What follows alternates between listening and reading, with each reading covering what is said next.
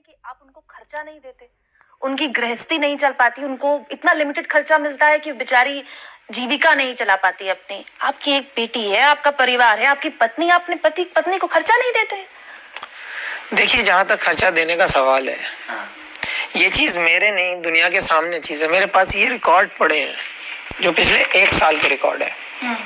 अब इस चीज को देख सकते हैं, इसमें 1 साल में ऑलमोस्ट 1.5 करोड़ का खर्च है जो आपने अपनी पत्नी पे किया, जो मेरी पत्नी के पास है, जो हुआ है उसके ऊपर, लेके शॉपिंग से, लेके लैंड से, लेके उनकी ज्वेलरी शॉप, जो जितना भी उनका खर्च है। एक कार्ड, वो मेरा मेन कार्ड, वो खुद यूज करती है। आप देख सकते हैं, वो कार्ड रेगुलर कलकत्ता में यूज होता है, जहां वो रहती हैं वो कार्ड वहां पे यूज होता है। उसके बाद इनका कहना ये है कि मुझे खर्चा नहीं मिलता अलावा खर्चों के। मैं क्या देख सकती हूँ? तो आप अपनी बैंक स्टेटमेंट हमें दे रहे हैं और ये कह रहे हैं कि आपके पास पूरा प्रूफ है जो कि आप निजी तौर पर एक पति अपनी पत्नी के लिए खर्चे करता है उसका। ये आपको मैं बताना चाहता हूँ, लास्ट 1 साल का, बहुत, ये 4 साल की कथा, मतलब सारी चीजें तो आदमी याद नहीं रख सकता। ये आपके हाथ में 1 साल का स्टेटमेंट है, जिसमें आप देख सकते हैं पॉलिसी इनके नाम हुई है। 18 लाख रुपए का इन्होंने हार खरीदा है, उसके बाद इन्होंने लैंड खरीदे हैं, उसके बाद इनके पास शॉपिंग है। जो मेरे पास इन चीजों के जो सबूत हैं, जो 1 साल में आप, मैं नहीं बोल रहा, मेरा स्टेटमेंट बोल रहा है कि इनके लिए और क्या हुआ। उसके बाद भी इनकी ऐसी ऐसी डिमांडें हैं कि पूरा करना शायद नामुमकिन है इंसान के लिए। आप तो बहुत बड़े क्रिकेटर हैं, आप तो पूरा कर सकते हैं। और ऐसी कौन सी डिमांड एक पत्नी मांग रही थी? वो तो यही कह रही थी कि आप वफादार रहें अपनी पत्नी के लिए। और वफादारी की अगर बात कही है तो जो आरोप उन्होंने लगाए वो तो बहुत ही गंभीर हैं। वो ये कहती हैं कि आपके एक नहीं कई लड़कियों से रिश्ते हैं, और एक पाकिस्तानी लड़की का वो नाम लेती हैं और कहती हैं कि आपकी मीटिंग हुई दुबई में। कि क्या झोलमाल है ये? देखो, ये रिश्ता एक विश्वास का होता है। इन्होंने कभी इस चीज का विश्वास नहीं किया कि मैंने अपनी सगी बहन से भी अगर मैंने बात की है तो उसमें शक है, मैंने अपनी माँ से बात की है तो उसमें भी इनको शक है, मैं भाई से मिलता हूं तो क्यों मिलते हो। ये शक जो है, जिस इंसान के दिमाग में शक होता है वो किसी भी हद तक जा सकता है। तो ये चीजें सारी शक के बलबूते पे खड़ी हुई हैं। परिवार को जोड़ना तो छोड़ो, किसी अच्छे मुकाम पर लाने की बात तक नहीं की है। आप पिछले जितने दिनों से आप लोगों के सामने ऑन स्क्रीन हो रहा है, आप उसमें भी देख सकते हैं कि उनका जो एग्रेशन है वो कैसा है और किस बदतमीजी तक आप उतर चुकी हैं। फैमिली नाम की, फीलिंग नाम की कोई चीज नहीं दिखती है, किसी के लिए रिस्पेक्ट नहीं दिखता है। ये सारी चीजें जब आपके साथ होंगी तो कोई बंदा तो रिएक्ट करेगा। आप कहते हैं फैमिली की रिस्पेक्ट नहीं है, वो कहती हैं कि आपकी फैमिली और आप रिस्पेक्ट के नाम पर उनके साथ ऐसे ऐसे आरोप उन्होंने लगाए हैं। वो कहती हैं कि भाई, आपके भाई के साथ उन्हें जबरदस्ती कमरे में बंद किया गया, आपके द्वारा सेक्सुअल असॉल्ट का वो आरोप लगाती हैं। और धाराएं भी बहुत जबरदस्त लगी हैं। उसके बाद जो आरोप लगे हैं वो तारीख के अगर अकॉर्डिंग में बताऊं, सबसे जो महत्वपूर्ण तारीख है वो 7 तारीख है, 7 दिसंबर 2017।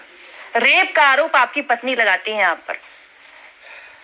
ये बताइए कि ये एक पत्नी अपने पति से कह रही है कि रेप हुआ है मेरे साथ 7 दिसंबर 2017 को। इसके बारे में मुझे ये बताइए कि इस पर आपका टेक क्या है? देखिए, मैं आपको बता चुका हूँ, 7 तारीख का सारा सबूत और सारी डिटेल्स मेरे पास है। क्या सबूत डिटेल्स है आपके? क्योंकि आप अगर आप देख सकते हैं, पिछले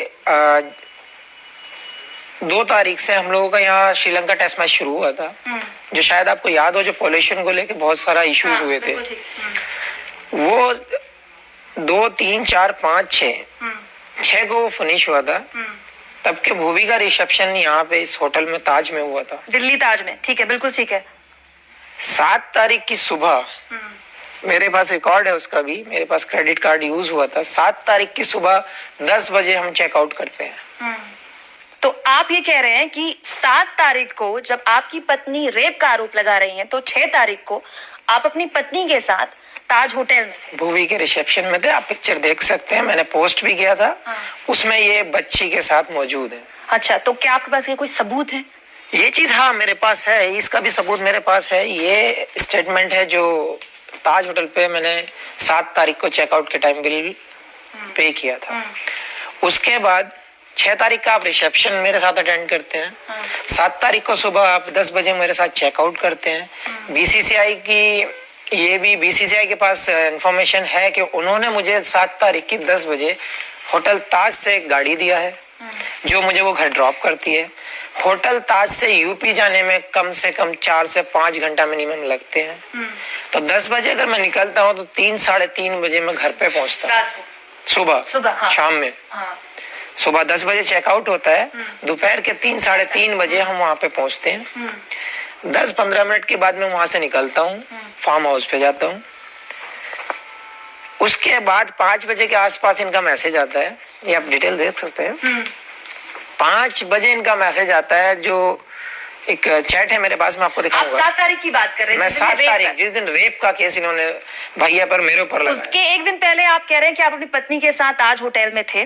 7 तारीख को दोपहर तक आप साथ थे और 7 तारीख को आपके पास रिटर्न चैट के प्रूफ है। चैट के प्रूफ आप दे रहे हैं क्योंकि अभी तक चैट के प्रूफ आपकी पत्नी हसीन जहां दे रही थी और उनके पास एक पूरा जत्था है चैट के प्रूफ्स का। वो चीज मैं दिखाऊंगा आपको। 3:30 से 4 बजे तक हम घर पहुंचते हैं। उसके बाद इनको ड्रॉप करता हूँ, सारा सामान लगेज घर पे रखवाता हूँ। मैं जाता हूँ फार्म हाउस। तब कि मैं एक स्लीवलेस जैकेट पहने हुए था, खांसी हो रही, तबीयत ठीक नहीं थी मेरी, ठंडा था मौसम क्योंकि सर्दी चल रही थी उस टाइम पे। तो मैं फार्म हाउस पे जब पहुंचता हूं तो इनका 5 बजे मैसेज आता है, आप हो कहाँ और स्लीवलेस पहन के चले गए हैं, आपकी तबीयत खराब है। ये 7 तारीख की बात है? ये 7 तारीख जिस दिन रेप का केस लगाया गया। ये चीज मैं फार्म हाउस से वहां से रिप्लाई करता हूँ, मैंने ठीक है, मुझे ठंड लगेगा तो मैं ले लूंगा, गाड़ी में हीटर है, ज्यादा लगेगा तो गाड़ी में बैठ जाऊंगा। ये आपके पास चैट है? ये मेरे पास चैट है जो इन्होंने मुझसे की है। वहां से हम शाम को वापस आता हूँ, भैया अपने घर पे चले जाते हैं, भैया साथ में नहीं रहते हैं। भैया का कोई मतलब नहीं है अभी, जो 7 तारीख का केस इन्होंने लगाया है, भैया मुझे वहां से ड्रॉप करके अपना घर चले जाते हैं मुरादाबाद, मैं गांव में रुक जाता हूँ। लेकिन 7 तारीख को हो सकता है कि सब रात को हुआ हो, क्योंकि वो उन्होंने जिक्र भी इस बात पर किया था। अगर ये रेप केस है तो बंदा तो मौजूद होना चाहिए वहाँ पे। बिना बंदे के तो ये केस बन ही नहीं सकता। बंदे का लोकेशन चेक कर सकते हैं आप। ठीक है 7 तारीख की बात हमने की, लेकिन कुछ और जो गंभीर आरोप लगाए तारीख के अकॉर्डिंग मैं चलना चाहती हूँ। 23 फरवरी, क्योंकि 7 तारीख के बाद एक जो तारीख नहीं, अभी 7 तारीख पे रेप लगाया गया, लेकिन अभी 8 तारीख जो मेन पॉइंट है आपका, आप कहते हैं 7 तारीख को भैया ने रेप किया, मैंने रेप करवाया। 8 तारीख की मॉर्निंग आप वो भी चीज चैट में देख सकते हैं, घर गृहस्थी का सामान जिसकी लिस्ट बनती है, मसाले, राइस वाइस, अच्छा, ये सारी लिस्ट में ये मुझे सेंड करती हैं। जिस दिन उनका रेप हुआ है उसके अगले दिन वो मुझे एक लिस्ट सेंड करती हैं कि ये सामान आना है, जो मिलाद नाम होती है हमारी, प्रे होती है। तो अब वो मिलाद का सामान है जिससे खाना बनेगा, गेस्ट लोग आएंगे, वो लिस्ट आप मुझे भेजती हैं। हम उस चीज को लेकर दोनों भाई मुरादाबाद जाते हैं। मुरादाबाद में हम लोग शॉपिंग करते हैं, वो सारा सामान अमरोहा से मुरादाबाद जी जा रहे हैं। लेकिन शनि, आप ये बातें बोल रहे हैं कि आपको लिस्ट भेजी गई, मैं कैसे मानूं? मेरे पास कोई ये चीज मेरे पास प्रूफ है, मैं आपको दिखाऊंगा। ऐसा नहीं है कि मैं आपको मुंह से ही बता रहा हूँ। ये चीज लोकेशन के साथ, चैट के साथ, ये भी आपको देखने को मिलेगा। तो मतलब ये कि 7 तारीख को जब हसीन जहां कह रही हैं कि आपके भाई ने उनके साथ रेप किया, उस वक्त 7 तारीख की दोपहर तक वो आपके साथ हैं। शाम को वो आपको घर गृहस्थी का जो सामान होता है, जो प्रार्थना के लिए चाहिए होता है, वो आपको मैसेज करी 8 तारीख को।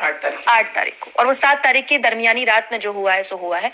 लेकिन यही आपको, आप जिस सवाल पर सवाल पूछ रहे हैं कि अगर 7 तारीख को रेप हुआ है तो फिर 8 तारीख को सुबह एक पत्नी किससे इस तरह के सामान भेज सकती है? ठीक है, वो शॉपिंग जब हम करते हैं, वो मुरादाबाद एक स्पेंसर टाइप एक रहता है स्टोर, वहां से हम शॉपिंग करते हैं, बहुत सारी शॉपिंग करते हैं। सडनली इनको मेरे पास कॉल जाता है, बोले सुनिए कि भैया को इनवाइट कर देते हैं, सबको इनवाइट कर देते हैं। ये भी चैट है मेरे पास, ये सारी चीजें चैट में। ये वही भाई है जिन पर वो आरोप लगा रही हैं कि घर में मन नहीं लग रहा है, मैं सबको इन्वाइट कर रही हूँ शाम को मिलाद के लिए। तो उसमें मैंने बोला है कि वेट, अभी इन्वाइट मत करना, मैं आता हूँ।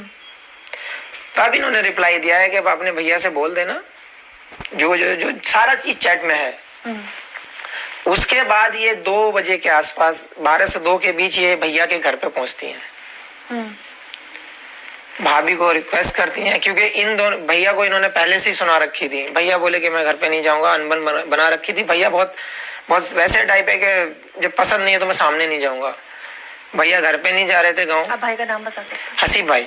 हसीब भाई, नाम भी लेते हैं। हाँ, तो हसीब भाई का इन्होंने जब मेरे से इस चीज पे बहस की तो उन्होंने मुझे बोला, देख हसीन इस चीज को पसंद नहीं करती है, तो मैं बच्चे और बीवी लेके अपने घर पे रहता हूँ, तुम आराम से वहां रहो, मैं सुबह आऊंगा तुझे पिक करूंगा, चला जाऊंगा। ये सब 8 तारीख का बता? ये 8 तारीख की बात है। हम दोनों भाई शॉपिंग करते हैं, ये कॉल करती हैं, उसके बाद ये भैया के घर जाती हैं। ठीक है।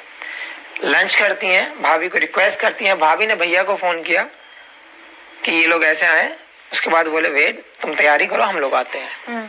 दोनों साथ फैमिली गांव जाती हैं, सारे गेस्टों को बुलाते हैं, दोस्तों को बुलाते हैं, तब ये मिलाद का प्रोग्राम का सेट होता है।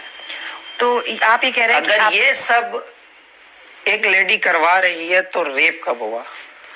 और जब रेप 7 तारीख को हुआ तो ये 8 तारीख को क्या था? आप क्या कर रही थी उनके घर? जिस इंसान ने रेप किया है, आप 8 तारीख को उसके घर क्या कर रहे थे? और वो ये कह रही हैं कि पिछले 1.5-2 साल से उनके साथ ज्यादतियां हो रही हैं। हसीन जहां आपकी पत्नी कहती हैं कि पिछले 1.5-2 साल से उनके साथ यही ज्यादतियां हो रही हैं। पिछले 1.5-2 साल नहीं, मेरे साथ तो बहुत टाइम से गलत चल रहा है। ये मैं अपनी फैमिली बचाने के लिए, अपनी खुशियां बचाने के लिए, ये सब चीज मैं इस चीज से बर्दाश्त करता आ रहा था। आज तक इस चीज को बर्दाश्त करता आ रहा था कि ये चीज फैमिली में दिक्कत ना हो। हमारी खुश मतलब हैप्पी फैमिली है जो सबको दिखती आई है। 2 साल से ज्यादा हो गए हैं जो इन्होंने सारे झगड़ों की जड़ प्रॉपर्टीज और पेपर और फैमिली को बना रखा है। देखिए, जब आपके घर में कोई आपका ही पार्टनर इस चीज को बहस करता है, बहस में डाल देता है, इस चीज पर फोर्स करता है कि हाँ मुझे प्रॉपर्टी चाहिए, आप यहाँ मत करो वहां मत करो, तो हस्बैंड हमेशा अपनी खुशियां चाहता है। एक बाप अपनी बेटी के लिए बहुत कुछ चाहता है, जो मैं करता आ रहा था।